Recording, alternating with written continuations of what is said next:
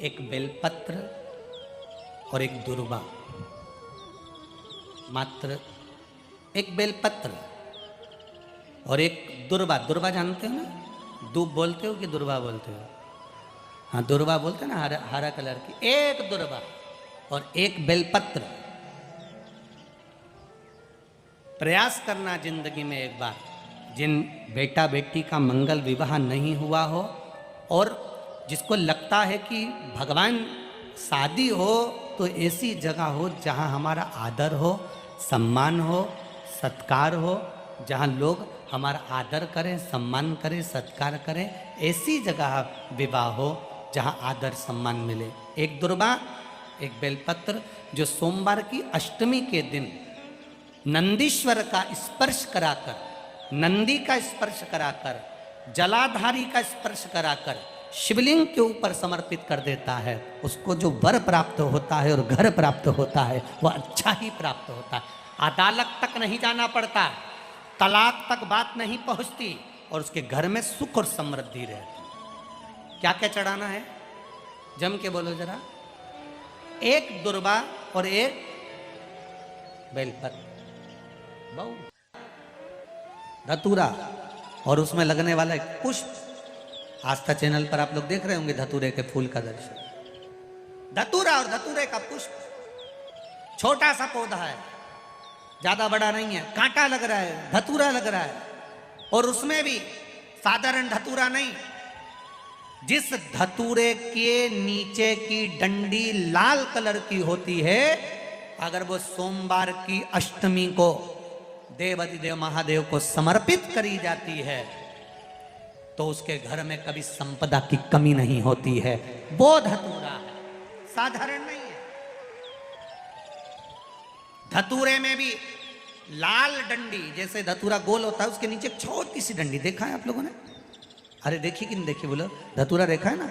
धतूरे के अंदर एक नीचे छोटी सी डंडी होती है, जब तोड़ोगे तो वो डंडी का कलर अगर लाल है, वो डंडी का कलर अगर लाल है, और कभी हम तो कहेंगे जैसे बड़ी बीमारी जिसको हो जाती है, लीवर, किडनी, कैंसर आदि आदि बड़ी बीमारियों से जो जूझ रहा होता है, प्रयास करो, प्रयास महामृत्युंजय का जाप कर कर, महामृत्युंजय का स्मरण कर कर, एक लाल डंडी का धतूरा प्रयास करना।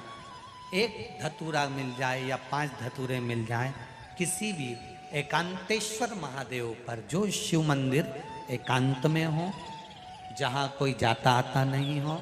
वैसे तो अब बहुत मुश्किल है कि ऐसा मंदिर मिल जाए जहाँ कोई जाता आता नहीं हो, पहले की बात दूसरी है, अब बात दूसरी है। फिर भी कहीं आप रोड पे से निकल रहे हो, एकांतेश्वर महादेव अगर आपका दिख जाए, बहुत बीमारियों से ग्रसित हो, तो भी महामृत्युंजय जाप का स्मरण कर कर या किसी विद्वत ब्राह्मण जन से महामृत्युंजय मंत्र का जाप कराकर या भगवान शिव के मंत्र का जाप स्वयं कर कर, वो भी ना बने तो पंचाक्षर मंत्र नमः शिवाय, षडाक्षर मंत्र ओम नमः शिवाय या श्री शिवाय नमस्तुभ्यम जप कर वो लाल डंडी का धतूरा 5 एकांतेश्वर महादेव को आप समर्पित कर सकते। हार श्रृंगार, अब जरा ध्यान दीजिएगा, हार श्रृंगार के पुष्प, पारिजात का जो पुष्प है, सोमवार की अष्टमी पड़ने पर यदि हम देवाधिदेव महादेव की पारिजात के फूल से आराधना करते हैं, स्मरण करते हैं, तो उसका फल भी हमें अधिक प्राप्त होगा। पारिजात का हम तो यहाँ तक कहेंगे, अगर आपके यहाँ हार श्रृंगार का पेड़ लगा हो, पारिजात का पुष्प यदि आपके यहाँ होता हो, रात को खिलता है, सवेरे मिलता है, ऐसा पारिजात का अगर वृक्ष आपके यहाँ लगा हो तो प्रयास कर लो। 12 महीने शिवरात्रि आती है, बोलो आती कि नहीं आती? आती है ना 12 महीने? 12 महीने शिवरात्रि आती है। कैलेंडर पर एक गोला बनाकर रख देना कि हमको ये शिवरात्रि आई है, हर महीने की शिवरात्रि तुम्हारे ध्यान में रहेगी। एक पारिजात का पुष्प, हार श्रृंगार का पुष्प, एक अगर देवाधिदेव महादेव को आपने चढ़ाना चालू कर दिया, समर्पित करना प्रारंभ कर दिया, तो आपको पीछे पलट कर देखने की जरूरत नहीं पड़ेगी, महादेव हाथ पकड़ ही रहता। अगर दूध सुबह का समय का मिल जाए, शाम का दूध नहीं, सुबह का यदि दूध मिल जाए, इस बेलपत्री के मध्य भाग में, आप लोग आस्था चैनल पर आप इस पत्ती, बीच की पत्ती के मध्य भाग में थोड़ा सा दूध लगाकर, नीचे के भाग में भी थोड़ा सा दूध लगाकर, दोनों पत्तियों में गाय का घी लगाकर भगवान शंकर के शिवलिंग पर कभी मौका मिल जाए जिंदगी में एक बार, किसी भी सोमवार की अष्टमी के दिन शिवलिंग पर अगर लगा दिया जाए, जिंदगी में दुख तुम्हारे आसपास भी नहीं भटक सकता, सुख की अनुभूति होगी। तब बेलपत्री के जो बीच वाली पत्ती होती है और उस पत्ती के नीचे 2 पत्तियां होती हैं, बहुत ध्यान से देखिएगा और समझिएगा। जैसे ये बीच वाली पत्ती है और उसके नीचे 2 पत्तियां, इसके मध्य में जो डंडी है बेलपत्री के और ये 2 पत्ती के बीच में जो डंडी रहती है, समझते हैं ना सब लोग, समझ रहे हैं ना? बेलपत्री की बड़ी पत्ती, पहले नंबर की पत्ती, और उसके नीचे की 2 पत्ती, उसके बीच की जो डंडी होती है, इस डंडी में चंदन का लेपन कर कर, ये बीच की जो भाग है, डंडी है, उसमें ये देखिए, ये तो 2 पत्ती हो गई, एक ये पत्ती, सब लोगों को देख रहे होंगे। तो बीच का जो ये भाग है, इस बीच के भाग पर चंदन का लेपन कर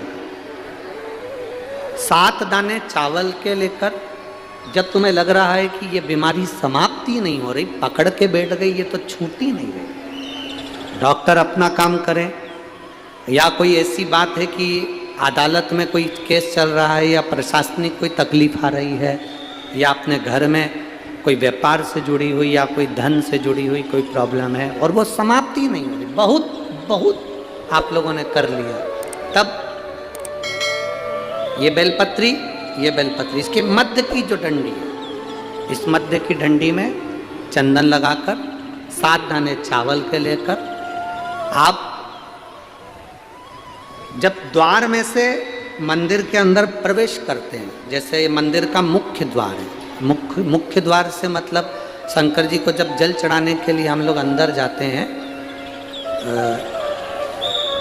उसके पहले नंदी आ जाता है, नंदी के भी पहले का जो दरवाजा, मंदिर का मुख्य द्वार, उसको समझ, अंदर प्रवेश करते हैं, उसके पहले चंदन लगी हुई बेलपत्र और 7 दाने चावल के हाथ में लेकर, नंदी के सीधे हाथ की ओर से, मतलब आपका भी सीधा हाथ है तो नंदी का भी सीधे हाथ की ओर से, आप नंदी के कानों में अपनी बात को कहकर, ये बेलपत्री और 7 दाने चावल के ओम नमः शिवाय बोलकर, नमः शिवाय बोलकर, या श्री शिवाय नमस्तुभ्यम कहकर, डंडी का मुख अशोक सुंदरी की ओर हो और शिवलिंग पर उसको समर्पित कर दो चावल के दाने के साथ। केवल 2 या 3 सोमवार आप करेंगे, धीरे धीरे रोग में दवाई लगना प्रारंभ हो जाएगी और रोग समाप्ति पर जाएगा और आपका कार्य भी सफल होगा।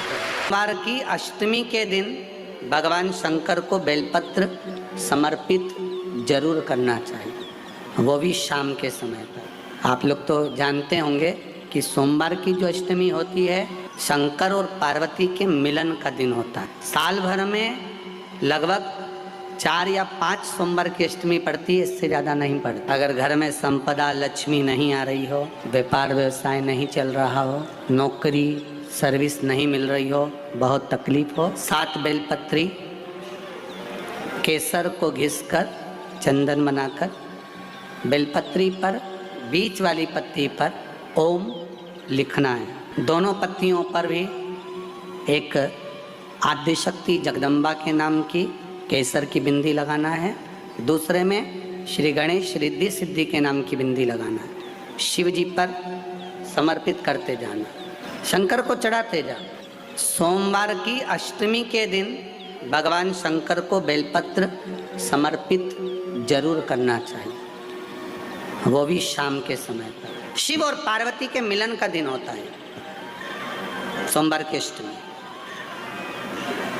इसमें माँ जगत जननी जगदम्बा अपनी 64 योगिनियों को लेकर शंकर भगवान के सामने नृत्य करती है जब सोमवार की अष्टमी पर।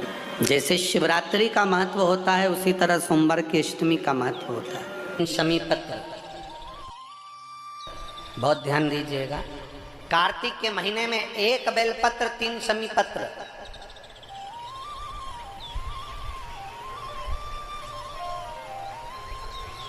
की जलाधारी लगती है जिसमें से बूंद बूंद पानी गिरता है।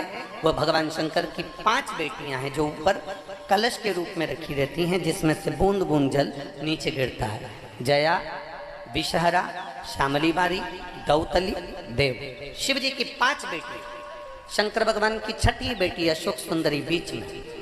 जब आप बेलपत्र 1, शमी पत्र 3, चंपेश्वर महादेव का नाम लेकर अशोक सुंदरी का स्पर्श कराकर भगवान शंकर को जब आप समर्पित करेंगे इस कार्तिक महीने में, दामोदर मास में, अष्टमी तिथि के दिन, चाहे वो शुक्ल पक्ष की हो चाहे वो कृष्ण पक्ष की हो, अष्टमी तिथि को अगर समर्पित करते हैं तो आप वर्ष भर में इंतजार कर कर जरूर बताना कि तुम साल भर पहले जितना कमाते थे, वर्ष भर पहले तुम जो व्यापार व्यवसाय कर रहे थे, साल भर से जो नौकरी के लिए प्रयास कर रहे थे, उसमें सफलता आपको अगले वर्ष की दामोदर मास को स्मरण आपके भीतर होना चाहिए।